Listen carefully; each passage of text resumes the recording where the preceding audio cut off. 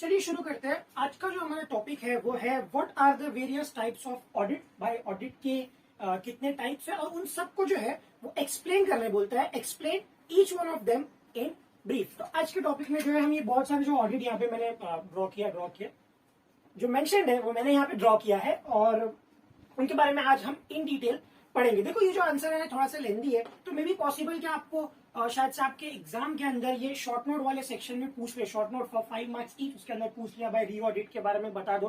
तो इस आंसर के अंदर उतना कंटेंट है कि वो आपका 5 मार्क का एक आंसर फुलफिल कर सकता है। तो चलिए हम शुरू करते हैं। पहले बोला what are the various types of audits, तो भाई हम वो कवर करेंगे। उसके बाद भाई एक्सप्लेन देम इन ब्रीफ। इस आंसर के अंदर मे बी पॉसिबल ऐसा हो सकता है कि आपको ये जो वीडियो है वो पार्ट में मिले।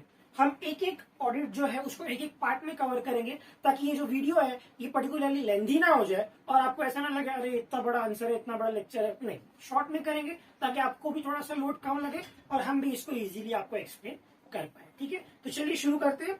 Audit of cooperative society is perform by certified auditors. Rule 69 provides that audit of all cooperative society shall be conducted by departmental auditor or by certified auditor appointed by the registrar on such terms and condition as he deems fit।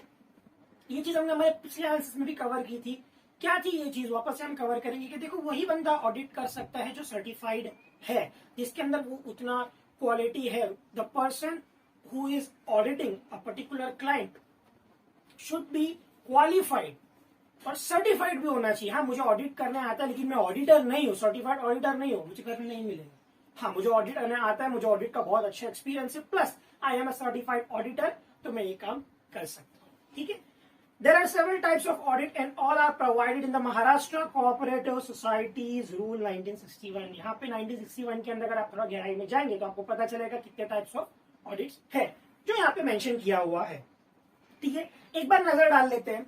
एक है statutory audit, एक है periodic audit, एक है continuous audit, एक है concurrent audit, एक है टेस्ट ऑडिट और एक है री ऑडिट। ठीक है, ये सारे ऑडिट के बारे में हम आज इस सेशन के अंदर हम डिस्कस करेंगे। और what are the various types of audit, तो ये है various types of audit.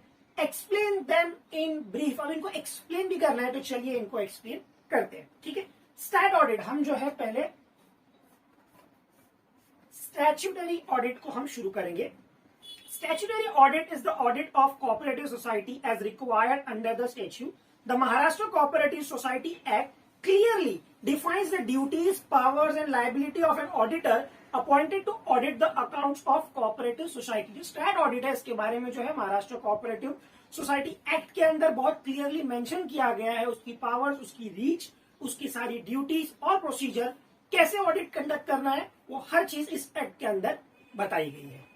An auditor has the right to access of all the books of accounts, vouchers and documents। देखो ये सब चीजें ना फेमिलियर है और जैसे जैसे ये रिपीट हो रही है तो आई गेस आपको भी ये चीज लाइक ऐसे एक अंडरस्टैंडिंग में आ रही है। हाँ देखो ये तो होता ही है। जैसे कि अगर एक ऑडिटर आता है तो वो क्या चेक करेगा, बुक्स ऑफ अकाउंट चेक करेगा, उससे रिलेटेड डॉक्यूमेंट्स क्या होते हैं, वो वाउचर्स। ठीक है, he has right to ask for information from the management। जाहिर सी बात है, ये सेक्रेटरी अपॉइंट हुआ था, इसका टाइम पे इतना खर्चा हुआ था, ये क्यों हुआ था, इस सेक्रेटरी ने इस बंदे को लाया था, या ट्रेजरर ने कुछ ऐसे खर्चे किए थे, क्यों किए थे, तो वो मैनेजमेंट को सवाल कर सकता है।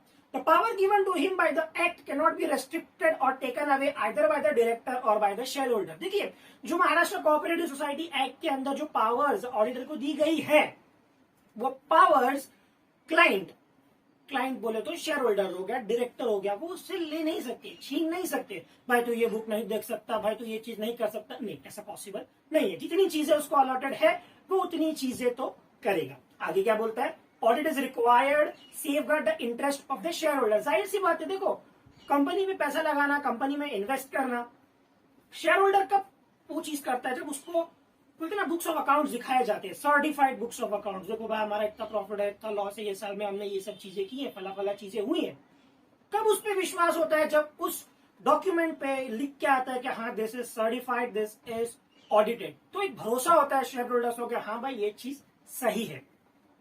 Auditor must act in their best interest. जाहिर सी बात है, आपको आपका बेस्ट वहां पे देना है। ऐसा नहीं है मन नहीं कर रहा था, ऑडिट सही से नहीं हो रहा है, आज मन नहीं है, नहीं, आप जाओ, आपकी जितनी ड्यूटीज है आपको परफेक्ट तरीके से परफॉर्म करनी है to the best of yourself. He has to conduct a complete and full audit wherever whatever may be the instruction from the director. Director आपको कुछ भी बोले, आपको अपनी ड्यूटीज पूरी तरीके से निभानी है as an auditor.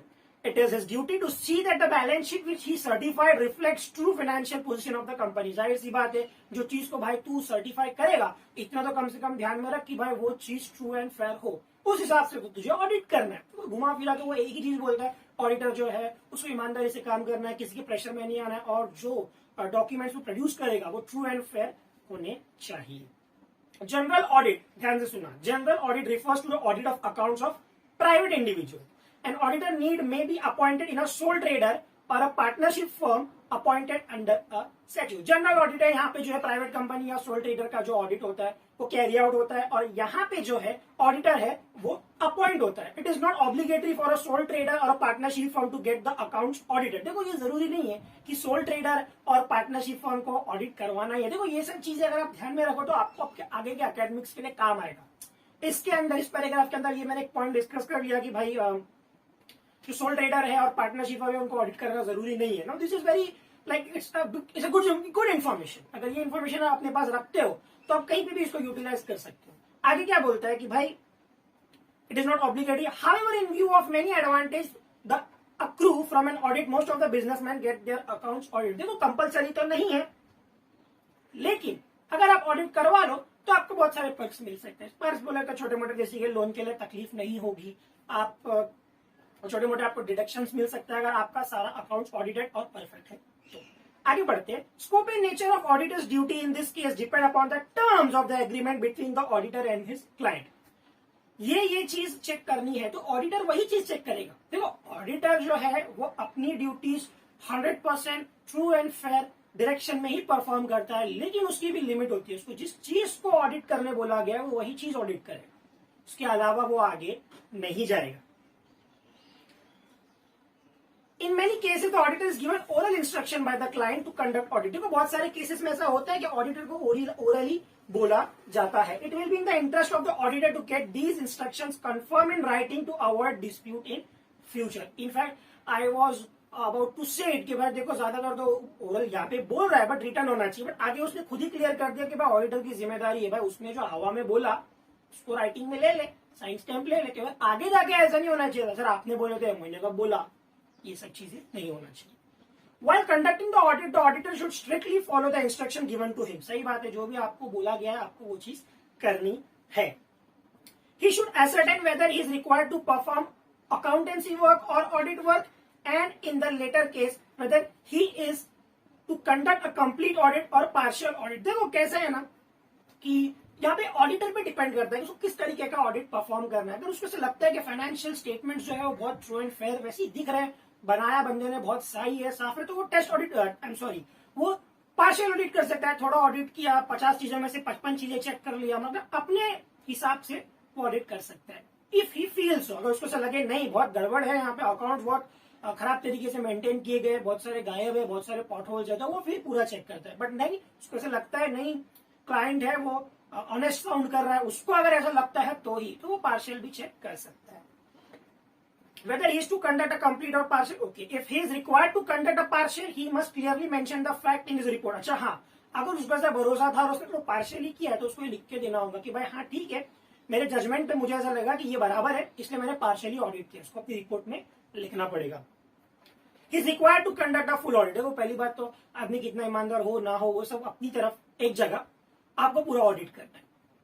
He must scrutinize the book of accounts exhaustively to make certain that the financial account which he certifies represent the true working result and financial position of the concerned. देखो वो जो भी चीज को audit करता है ना, अगर 1000 वाउचर्स है तो ऑडिटर पे ये लाजमी है कि तू 1000 चेक कर, पूरे चेक कर, ताकि एंड ऑफ द डे ऐसा नहीं होना चाहिए कि सर मैंने तो 900 किए थे, हो सकता है वो बाकी 100 में से कुछ फॉल्ट निकल गया. देन तो एसेंस चला जाता है ट्रू एंड फेयर व्यू का, उसके ऊपर भरोसा करने वाला जो पार्ट है वो कमजोर हो जाता है, रिलायबिलिटी फैक्टर कम हो जाता है. क्यों? ऑडिटर जो है वो पूरी तरीके से ऑडिट नहीं करता. नेक्स्ट क्या बोलता है, sometimes the auditor prepare final account from the book already written up at the request of the client. देखो कभी कभी ऐसा बोला जाता है, सर देखो हमने ना अकाउंट्स बनाया है, हमने ना चेक भी करवाया, आपको सिर्फ आगे ना साइन करना होता है. एट टाइम्स एक दूसरा ऑडिटर है उसका भी अंडरटेकिंग ले लेते हाँ भाई इसने सब ऑडिट किया सब सही था, आपको सिर्फ इसको सर्टिफाई करना है, आप एक बार सेकंड चेक कर लो और सर्टिफाई कर लो.